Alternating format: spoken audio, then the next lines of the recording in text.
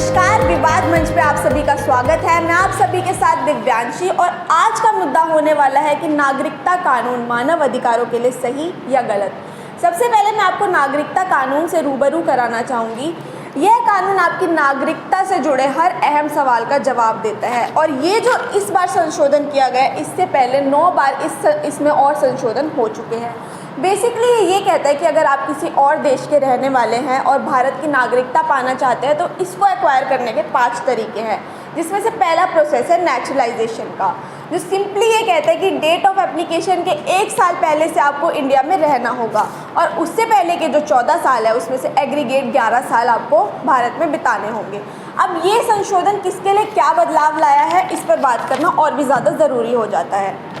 ये कहता है कि जो लोग इंडिया की सिटीजनशिप पाना चाहते हैं और अगर आप पाकिस्तान, बांग्लादेश और अफ़गानिस्तान की इन 6 माइनॉरिटीज़ से बिलोंग करते हैं, जो कि है हिंदू, सिख, बुद्धिस्ट, जैन, पारसीज और क्रिश्चियन, और 31 दिसंबर 2014 से पहले भारत में आ चुके हैं, तो आपको जो एग्रीगेट 11 साल का टाइम पीरियड है उसकी जगह केवल 6 साल के टाइम पीरियड में ही आपको भारत की नागरिकता मिल जाएगी। अब इसका जो मेजर क्रिटिसिज्म बताया गया है वो ये बताया गया है कि इसमें मुसलमानों को एक्सक्लूड किया गया है। तो इस पे गवर्नमेंट का ये कहना है कि ये जो 3 कंट्रीज़ है वो इस्लामिक रिपब्लिक कंट्रीज़ है और ये जो तीनों कंट्रीज़ है ये मुस्लिम मेजॉरिटीज़ कंट्रीज़ है और मुस्लिम मेजॉरिटी कंट्री में मुस्लिम्स के साथ ही एट्रॉसिटी होना बहुत ज़्यादा मुश्किल है। तो ऐसा नहीं है कि वो मुसलमान जो हैं वो यहाँ की नागरिकता नहीं एक्वायर कर सकते, वो भी कर सकते हैं, लेकिन उनको वो 11 साल का टाइम पीरियड निकालना ही होगा। सबसे पहले मैं आपको हमारे गेस्ट पैनल से इंट्रोड्यूस कराना चाहूँगी। सत्ता पक्ष से हमारे साथ मौजूद है निष्ठा जी, विपक्ष से मौजूद है प्रतिष्ठा जी, जनरल पब्लिक की रिप्रेजेंटेटिव मंजू जी और पॉलिटिकल एक्सपर्ट गायत्री जी। आप सभी का हमारे शो में स्वागत है। तो सबसे पहले मेरा सवाल होगा सत्ता पक्ष से कि सीए से सबसे ज़्यादा फ़ायदा किसे हो रहा है और क्या फ़ायदे हो रहे हैं? देखिए दिव्यांशी जी, इससे सबसे ज़्यादा फ़ायदा होगा पाकिस्तान, बांग्लादेश और अफगानिस्तान से आए अल्पसंख्यकों को, जो कि हिंदू, सिख, ईसाई, बौद्ध, जैन और पारसी, ये 6 धर्मों के लोगों को ज़्यादा फ़ायदा होगा। इनसे उनको समान जीवन जीने का अधिकार मिलेगा हिंदुस्तान में। इनसे इन्हें हम 4 फ़ायदे तो हो गए होंगे। एक तो वोट डालने का फ़ायदा, चुनाव लड़ने का फ़ायदा, मौलिक अधिकारों का फ़ायदा और सरकारी योजनाओं का लाभ ही नहीं मिलेगा। तो विरोध में जो विपक्ष से है, मैं आपसे ये जानना चाहूँगी, जब इतने फ़ायदे इतने रिफ्यूजीज़ को मिलेंगे तो आप इसके विरोध में क्यों हैं? देखिए दिव्यांशी जी, नागरिकता कानून जो है वो धर्म के आधार पर बात करता है। भारत में कभी धर्म के आधार पर नागरिकता नहीं मिली। नागरिकता कानून कहता है कि पाकिस्तान, अफगानिस्तान और बांग्लादेश से आए हिंदुओं और अन्य धर्मों को ही नागरिकता मिलेगी। और इन देशों का चुनाव किस बेसिस में किया गया है? क्या प्रताड़ना केवल इन देशों में ही है और भारत के पड़ोसी देश और भी है, उनका चुनाव क्यों नहीं होगा? मेरा सवाल सवाल है, ऐसे क्यों किया गया उन्होंने? मेरा सवाल है। कुछ कहना चाहेंगे आप?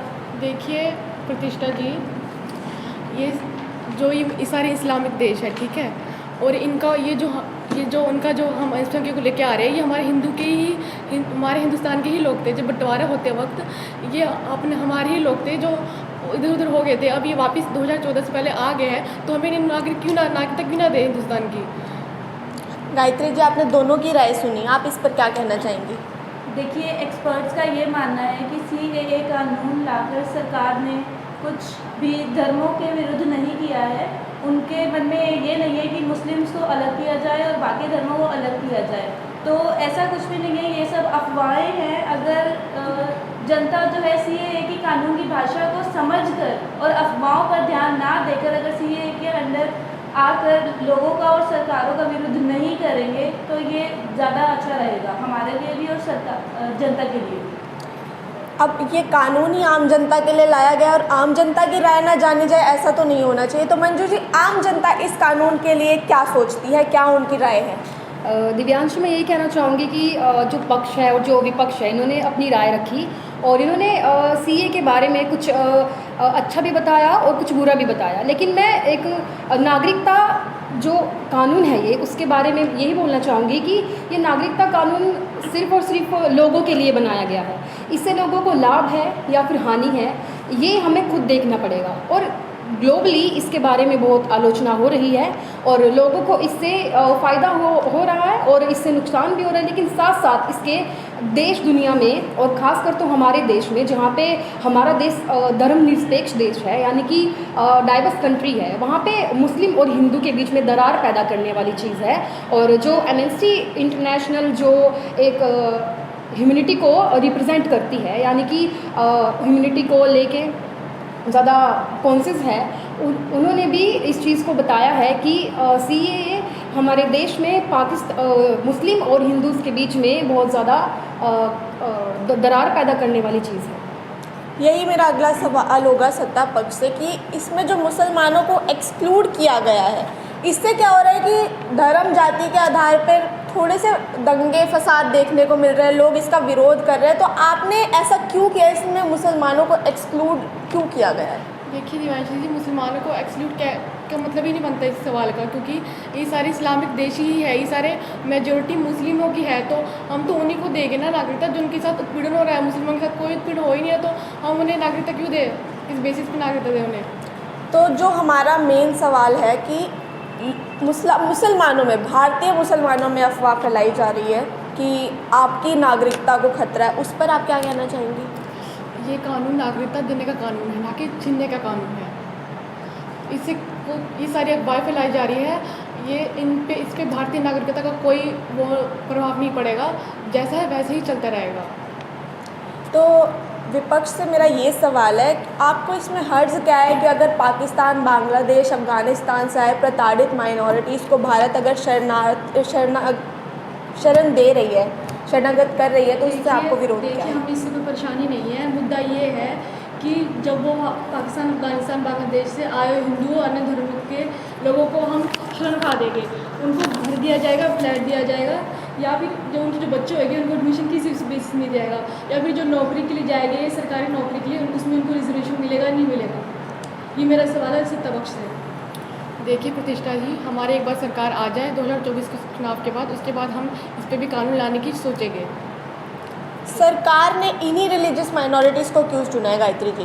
दिव्यांशी जी, हमारी सरकार का जो मेन मोटिव था इन 6 धर्मों को चुनने का, तो वो सरकार का तर्क ये है और बाकी सारे एक्सपर्ट्स की रिसर्च भी ये कहती है कि जो 2014 से पहले अफ़गानिस्तान, बांग्लादेश और पाकिस्तान में रह रहे नॉन मुस्लिम्स जो हमारे देश से गए हुए थे और वो वहाँ जाकर फंस गए थे, उनके साथ बहुत बुरे बर्ताव किए जा रहे थे, और इसी के चलते उन्हें किसी भी कंट्री ने जो है वो मेजॉरिटी नहीं दी, ना ही उनका कोई साथ दिया।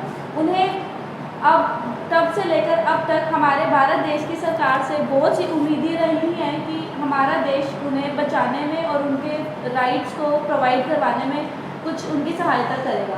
तो हमारी सरकार का यही कारण रहा है कि CAA में उन लोगों को लाकर उनके राइट्स प्रोवाइड किए जाएं जो इनसे वंचित रह चुके हैं। दिव्यांशी जी, मैं इस पर कुछ बोलना चाहूँगी। जी बोलिए। मैं जो सेंट्रल हमारी गवर्नमेंट है उनको ये बोलना चाहूँगी, जैसे कि उन्होंने कहा कि वहाँ पे जो पाकिस्तान है या फिर ऐसे कुछ मुस्लिम देश हैं जहाँ पे हिंदूज़ को ऐसे गलत तरीके से ट्रीट किया जाता है, तो मैं इसीलिए बोलना चाहूँगी कि ह्यूमंस जो है उनकी खुद की जो उनकी इज्जत है या फिर उनके खुद की ह्यूमन राइट्स हैं उनको क्यों छीना जाता है। मैं सत्ता पक्ष यानी केंद्र की सरकार से यही कहना चाहूँगी कि वो ऐसा क्यों कर रही है, कि इसके खिलाफ उनको कोई कानून लाना नहीं चाहिए। CAA के वजह से दंगे फसाद हो रहे हैं हमारे इंडिया में, तो वहाँ पे 2 रिलीजन्स के बीच में इतना ज़्यादा कट्टर चीज़ें हो रही है, तो क्या इस पर ध्यान देना नहीं चाहिए?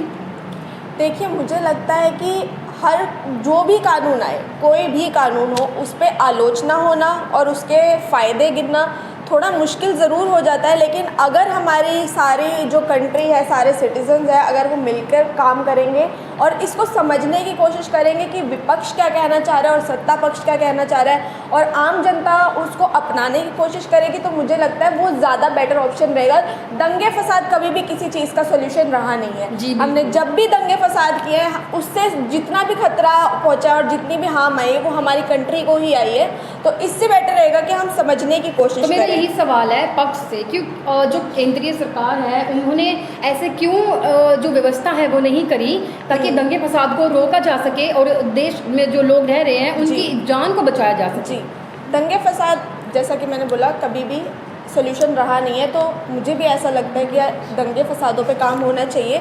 अब बीजेपी सत्ता पक्ष से मेरा ये सवाल रहेगा कि जो मोदी सरकार ने ये अमेंडमेंट लाया है, इसमें ऐसा क्या अलग है जो पिछली सरकारें नहीं कर पाई, और इससे किस किस की नागरिकता को खतरा है या नहीं है, उस पर आप क्या कहना चाहेंगे? देखिए दिव्यांशु जी, केंद्रीय गृह मंत्री अमित शाह ने राज्यसभा में ये बिल लाते हुए कहा था कि जो पिछली बार यूपीए की सरकार थी, उन्होंने सिर्फ हिंदू और सिख जो 13,000 लोग हैं उनको ही सिर्फ नागरिकता दी थी, और इस हमारी मोदी सरकार ने ये इसको बदल के पूरे 6 धर्मों को नागरिकता देने का ये काम करेगा ये कानून।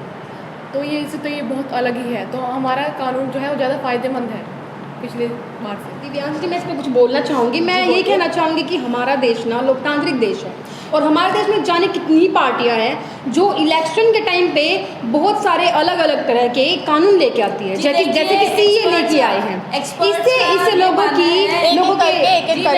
एक्सपर्ट्स का ये मानना है कि सरकार का पूरा ये काम रहता है कि लोगों के हितों में काम करना। गायत्री जी, आप मुझे बताइए, गायत्री जी मेरी बात सुनिए, मैं आपसे जानना चाहती हूँ कि लोगों के हित में सीए कैसे मायने रखता है, कैसे इसकी। आपने अभी कहा कि इलेक्शंस के समय सरकार काम करती है, तो एक्सपर्ट्स की राय यही है कि इलेक्शन होने या ना होने से कोई संबंध नहीं है।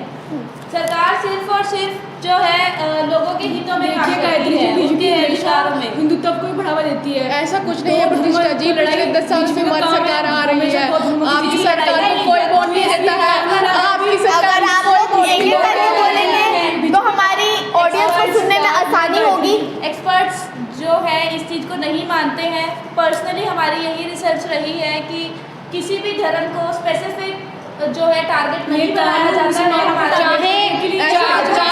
चाहे धर्म कोई भी हो, लोगों को टारगेट किया जाए या ना किया जाए। आज के लिए बात मंच पर होना ये पहली आखिरी विचार है। बाकी खबरों के लिए हमारे साथ बने रहिए। आप चुप रहिए।